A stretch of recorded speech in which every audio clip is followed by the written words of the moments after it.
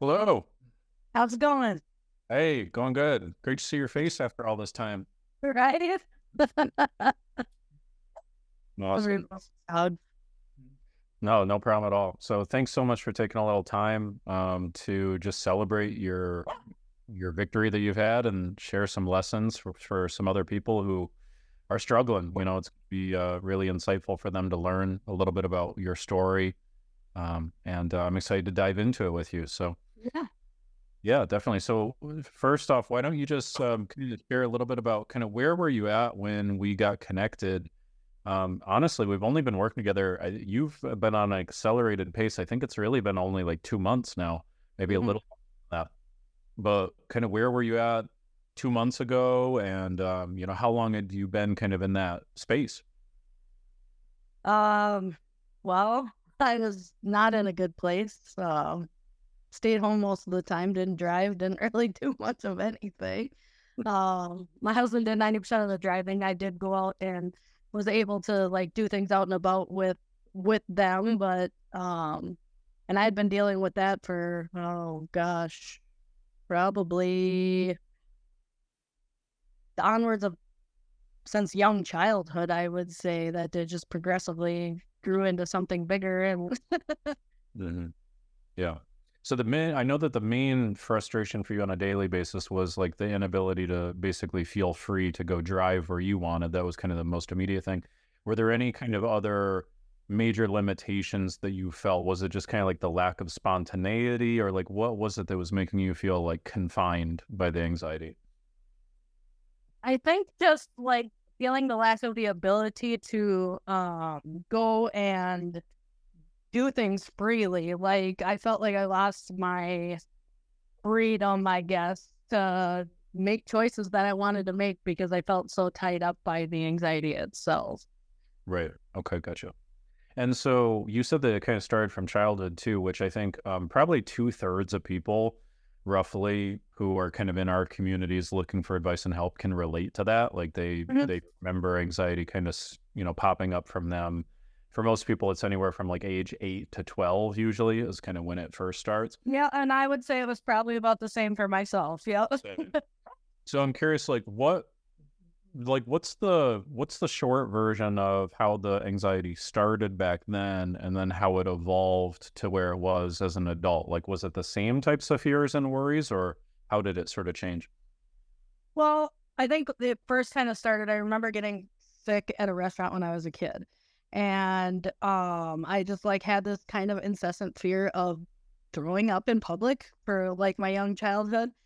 And then it just progressively kind of peaked and would. Like I'd have years that would be okay, and then I'd have years that would be good, and then I'd have years that were not so good. And then I've noticed that like after going through the program and stuff, like I'm gonna step outside so she doesn't keep barking. But Yeah. um I just noticed that it came from events that continually kept happening in my life. Like we talked about my mom's passing and things that were like the lowercase a anxiety that turned into like the big Sure. the big A anxiety. Right. Right.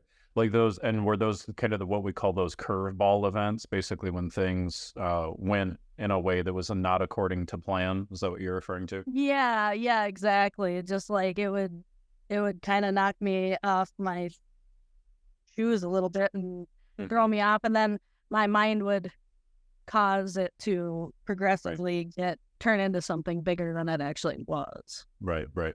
And if I remember, by the time you and I got connected, it was really that sort of trap of getting anxious about getting anxious. It wasn't even like a specific fear of like getting in a car wreck necessarily. It was just like worrying about the anxiety becoming like a big problem. Is that right? Yeah, and I think like my biggest fear underneath it all was just like the fact of it if the driving got to the point where I couldn't do that anymore, I felt confined and I didn't want to get to that place. Like I just was just done and fed up with it, and that's how I ended up to you. Right, right. Understood. Cool. So, and I want to loop back around because, whenever somebody starts in this process, there's usually like some like immediate thing the anxiety is limiting them from being able to do, like driving or being out in public or something like that. But as you kind of learned, there's usually some stuff like deep, deep down that hasn't really been addressed or dealt with, like usually some types of beliefs that we have about ourselves, like some insecurities and, things like that, that sometimes need Mhm. to like get pulled out. Yeah, So and there were a lot. right. So, how do you think? Well, I want to save that one for a minute from now, but let's talk really quickly about what had you tried so far before you met me and kind of used our process. Like, how had you approached trying to get through your anxiety or managing it? Like, give us a sense of what had worked or what hadn't worked, because I think some people can relate to that stuckness, and a lot of times people feel if they're feeling stuck they think that like maybe they're doing something wrong or there's something really wrong with them, or they think that there's just not a way for them to get through it, that they'll ever be able to get their anxiety under control. So it would be helpful if they can kind of hear like how would you approach to that at that point? Well, I did a lot of different things. I tried a lot. Kind of the way that I went through the program, I when I dive into something, I go into it pretty hard and I invest in it. So I did a lot of reading. I told you I had done like the book Dare, and that was helpful. But I think there was like a big key concept that was in this that I I didn't find in anything else, and that's why I had success. And part of that is accepting that you're going to be anxious sometimes, but it doesn't mean anything really. That's a normal feeling. And I think I had it stuck in my head for the longest time that if I was anxious, I automatically failed. And that wasn't the truth. It was just a feeling that, I felt, but I now know that I can be anxious and I'll still be fine. And it doesn't have to get to the level that I was allowing it to. Right, right. And for those who are kind of new to this concept, I know you and I have talked about it a lot, but you mentioned the phrase like lowercase a anxiety. And that's kind Mhm. of one distinction for anybody listening that I would want them to get is that the every human being, myself included, is going to have what we call lowercase a anxiety from time to time, which is, like you're driving on the road, a car almost hits you, you're going to feel a little nervous. Or if your, spouse says like, hey, we need to talk, right? Like you're going to feel a little nervous when you encounter situations that are total outlier situations or things like that. But the thing that is totally avoidable, preventable, overcomable, whatever adjective you want, is uppercase A anxiety, which is getting anxious about getting anxious or constantly worrying and getting anxious in the same environment, the same situation over and over, even though you know that it is safe, but your brain keeps telling you it's not safe. And that's obviously the thing that you've really mastered truly, right? And so part of the equation, there's so many different steps that are required to really get to the point that you're at. But one of those Yep. critical steps that you're kind of hitting on is the acceptance of, okay, look, like my life is going to go forward and there are going to be times where I might feel a little nervous or a little fearful or whatever, but that's normal. That's totally Mhm. normal. And it doesn't have to become a complex. It doesn't have to become this big cycle that keeps repeating itself over and over. Well, and that was a cycle that I would get I learned that I would get myself caught up in. Like it might be my husband being like, "Hey, I need to have a conversation with you," and then my mind would go, "Oh my gosh, why this, that, all this Right. other stuff?" And now it's like, well, I can't really make a guess and think that that's going to be right. Like, just get through the conversation and then deal with it. You know what I mean? Right. So this is actually a good like learning moment for people that we can double click on. Like, what do you think is the big difference between how you approached those situations before and how you approach those situations now? Like, what's the thing that you like keep in mind, or, how do you kind of navigate those uncertain moments now where a tiny little anxious moment doesn't become like an anxious day? Really going back to when we structured out the new values for us, that is what I always kind of go back and I go, no, this is not what I want. This is not what I'm working for. This does not benefit me in any way. I'll deal with it when I have to deal with it, not 5 weeks before, not 1 day before, not 1 minute before. It's now. Right. When Not convincing yourself that there's a problem already, that like jumping to the worst case scenario, you mean? Like refusing that? Okay. Yes. That's cool. And I was habitual for that. That I would do that all the time. I don't do that anymore, but I did do that a lot. Right. And for you, the way that it seemed as your coach, as you were going through this, is that that was kind of a gradual thing, like that you got better and better and better at being able to say, no, I'm not going to give that worst case scenario thing my energy. I'm going to put my energy over here. Is that how it felt for you, like that sort of gradual shifting the needle, or was it more like I'm drawing a hard line type thing? I think it was gradual at first, and then it got to a point where it was like, no, I'm drawing a line in the sand here. I'm not going to deal with this anymore. I'm tired of it. Like, I'm not playing this game. Like, it's over.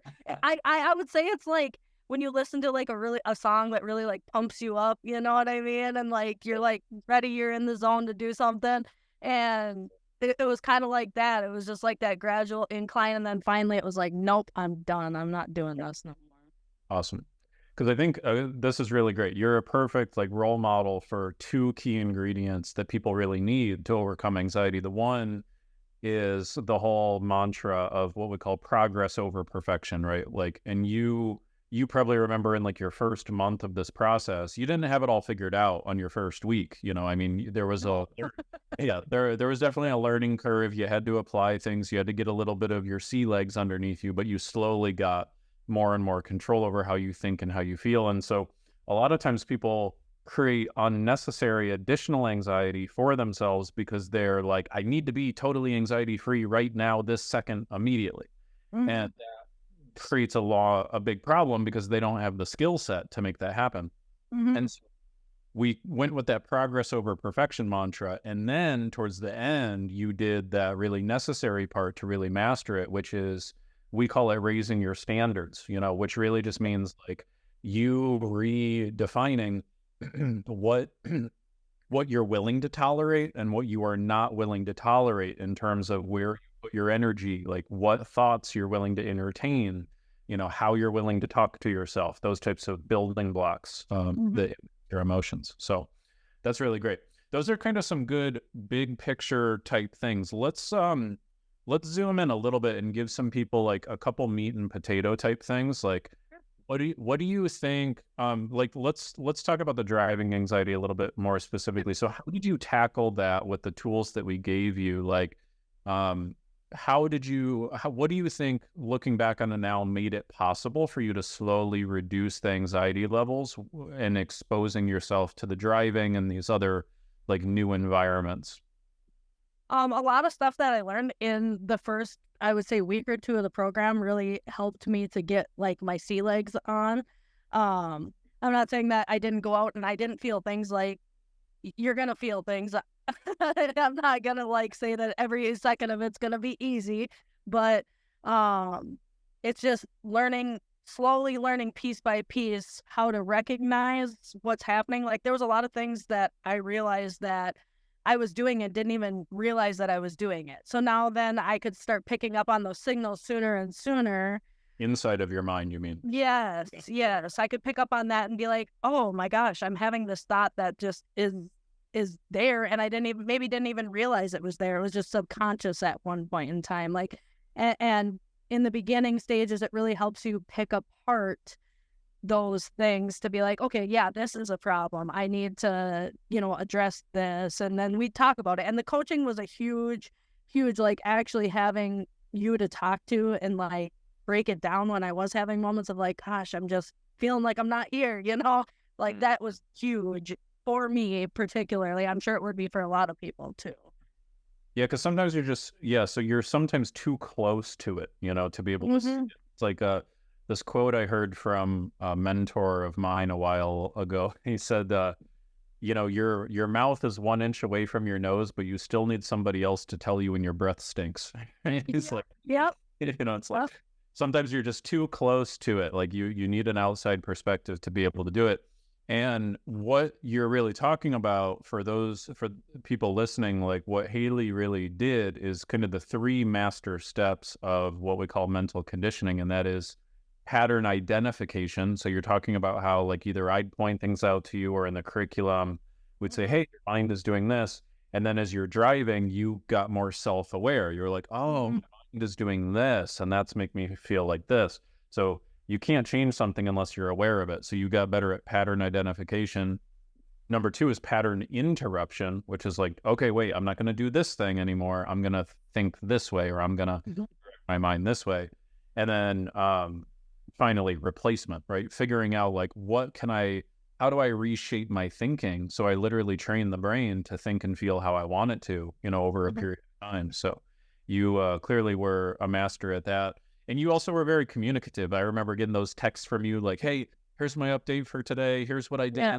I think I'm on the right track. Is that, so that was always really good. So the mechanics, I mean, you basically just followed the process and you really were really diligent with that identification, interruption, and replacement thing. And I think that was a huge, huge, huge ingredient of your success. One thing I'm curious about is like, when you're driving now, like what's the experience like when you're driving now? Like, why should I actually bring that up? Because it's hilarious. It's literally like nothing. You know what I mean? You get in the car and you just do it. Now, there's certain times when I go out and, we've talked about this, where it'll be like a little bit out of the norm for me. It isn't that it's, you mean like if you're driving to a brand new place or something? Yes. Right. Like going somewhere new that I haven't been to in a long time. Yeah, I might feel a little bit anxious or whatever during that instance, but like the everyday task, going around town, doing stuff around home, I don't even think. I just hop in the car and I go and I turn my music on and laugh and do whatever. There's no more like that pre-thinking, because I had a lot of pre-thinking before I'd even get in the vehicle to drive. I don't have that anymore. It's just like, oh, I have to go pick up my daughter. No big deal. Whatever. I can look at the clock 1 minute before and I don't feel stressed that I have to go get her. Right. And so it's not so much a like willpower thing for you anymore. It really is like your mind is your own ally as opposed to your own enemy now, it sounds like, in this situation. Yeah. Awesome. Yeah, and even in the further distance things, like if a little bit of that does pop up, I just tell myself, like we've talked about multiple times, of this is just new. It's new. It's not, it's not bad. It's new. It's not hard. It's new. Right. I'm so glad you brought this up. So let's talk about this for a second, because one of the key things that I think you grasped really quickly, and every client who's looking to really reduce or overcome anxiety has to grasp, is the concept of certainty, right? Like how the more we require feeling certain, the more anxious we get. And the only way that we can really get rid of anxiety, ironically, is to train ourselves to be comfortable and okay and feel safe in uncertain situations. And so I'm curious, like, how did you feel about certainty back then? Like, were you obviously you were requiring a higher level of certainty, but I'm curious to hear it in your own words. Like, what was your relationship to the concept of certainty back then? And then like, what are the big beliefs that you have adopted now that are allowing you to remain so calm? Before, I would say it ranked on a scale of 100 at 100. It was, I had to know exactly what was going to happen. And if anything didn't go that way, it would cause a spiral. It was just not a good place to be. Now I've made my values more, geared towards like growth and getting through these things, like celebrating going out and driving and doing things and saying, hey, this is where I want to be. This is what I work for. This is what I came into the program for. It wasn't, and certainty, I've learned that you can never have 100%. I've had to actually adapt uncertainty into my values, and kind of just put certainty way down there somewhere that I don't even see it anymore. That's awesome. That's amazing. I love that. Well, and so, that's awesome. When your life is about certainty, what you probably remember is that then what ends up happening is this whole concept of like your comfort zone becomes like a prison. When you're wanting to feel totally certain and in control, your life naturally shrinks in proportion to how much certainty you require. So like if somebody requires 1000% certainty, that's why they'll end up staying in bed all day, because that's the only thing they can be certain of is, okay, I think I'll be okay if I stay in bed. So now that you've changed that, you're prioritizing and valuing different things. Does that like change what you anticipate for the future, like for the next 5, 10 years? Like, does that open up things that previously maybe your mind was like, nope, not even going to consider that or put energy behind that? Yeah, absolutely. Yeah, totally. I mean, like before it was like you'd wake up in the morning and it was like, oh man, another day. Now it's like, all right, I'm gonna go to the gym this week. I'm gonna do this. I'm gonna do that. I'm gonna go to the cabin. We're gonna go fishing. We're gonna do fun things and focus on that versus it being like, oh, I woke up another day. Right. That's awesome. I love it. That's great. So what would you say, like kind of looking back on it, what do you think were maybe like the top 2 or 3 changes from your mindset back then to your mindset now? Like, what do you think were kind of those 2 or 3 big breakthroughs that you want to make sure you remember for the next 10, 20, 30 years? The one of I think we talked about this the last time we talked, and one of the big ones that I always go back to is the if I am having a difficult moment, I go back and use that questionnaire. I don't remember what that's called again, where you go through and you question your beliefs or your identity beliefs or whatever. Oh, the And how to eliminate limiting beliefs one? yes, the limiting belief one. That was like huge, huge. I use that every single day if I feel like I'm getting stuck on something. I'll just go through that and really rewind myself into my new values. Um, I don't know. It's so hard to pick and choose for like a second one because there's so much great things that you learn. But I think some of like the end lessons of like how to continually keep it moving forward, like and having that security to know, like it almost is like a little bit of a security blanket to know, like, hey, if this happens, I know what to do now. You helped me lay out all those ground rules. And another good one, I have to list 3 because I'm sorry to say this, but the routine it has been really, really huge too. Like not doing the I shoulds, I will, Right. and viewing my day how I want it to go. Like all those great, I mean, there's just so much great stuff. Like if you really invest yourself in it, I learned so much about myself. That's awesome. And so, 2 last questions I want to give to you. The one, you said that before you kind of yo-yoed, right? Like you'd have good periods and then bad periods and so forth. And you were just touching on some of the work that we did in the last couple weeks of like, let's make sure we really prepare you to prevent relapses. So how are you feeling about the future going forward now? Like, what do you feel is different, hopefully now, compared to before when maybe you'd be feeling good, but you were maybe not so sure it was going to last? What do you think is different in this situation? I didn't have any skills at that point in time. So I was literally just going with the flow of how I was feeling every morning that I would wake up. My day would be determined in the old fashion, would be determined by how I felt from the moment that I woke up that next day. And I know now that I can wake up and feel kind of crappy in the morning, but the rest of my day could go fantastic. So I'm not like, I don't feel entrapped by one little thing or one little, and in the past that was huge. Plus I wanted to tell you, because I have not told you this yet, but I am 100% off my antidepressants for the first time in 10 years. Oh, wow. Good for you. That's great. And you're feeling better than ever. Yeah. Seems. Yeah. Yeah. Yep. Good for you. That's great. Amazing. So it sounds like one of the big things too is you went from wanting your circumstances to give you certainty to now being the source of your own certainty as well, Yeah. right? So you're Yeah. what we call like playing the game of life from the inside out instead of the Yeah. outside in. So I think that's a good little fitting thing for us to, last question I have for you. So there were a couple moments when we dug in on some of the beliefs about who you thought you should be, like who you thought you had to be. And some of that was really old, like, garbage that we all carry, from a long period of time ago. So how has your relationship with yourself changed through this process? I'm curious. Oh gosh, I feel so much better about myself every day. Like I don't really I mean, like I might have a moment where I make a mistake or something like that and I'm like, oh crap. But I don't go to the like, oh, I'm a failure, I'm such a loser. You know what I mean? I don't do that. I go, oh well, that kind of sucks for now. And yeah, I failed, but I'll do better next time. You know what I mean? It's not I'm not determined by, like I said, one single solitary thing anymore. It's more of me taking control of how I feel, taking time to put myself together in the morning or make a time for my coffee. It's all things, and it just makes you feel so much better about yourself. That's awesome. I love that. Well, any final thoughts you'd want to give to anybody from, who was in a spot similar to where you were at just a couple months ago?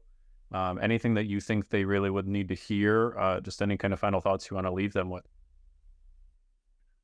I would say if you have any doubts, call Ty and just hash it out with them. That's a lot of pressure on me, but yeah. No, I mean like if you're questioning going through the program, don't question it. Like if you're really struggling and you are at a point where you're just uh fed up with your circumstances, I guess, because you really I've learned you have to be at that point. And you go through a lot of that, like you have to be ready. You have to, and if you're ready to own up to it and just go through it, it's one of the best decisions that you'll ever make because now you know how to be happy consistently, not just occasionally. Right, right. Well, and the trick is, when that pain is rising up, this is why I always tell people that one of the worst things that they can do to themselves is allow themselves to be comfortable with being uncomfortable. Because when you kind of accept it and you're like, oh, yeah, it sucks, but this is what it is, then you get into that defeated mode. And when you're in that defeated, helpless mode, you won't do anything to make it better. And that's just human nature. We've all done that. And so what you really have to do, and this is why I always tell people before they become a client, is you got to make this a must. Like you have to make this not just oh, I should get it done, but I have to get this done. Yep. Because once you enter that mode of like, all right, we're ripping this freaking Band-Aid off, we're getting this anxiety handled like one way or the other. That's the attitude I bring, as I told you this, right? It's like, that's the attitude I bring to every relationship with the client. The client's going to bring that too.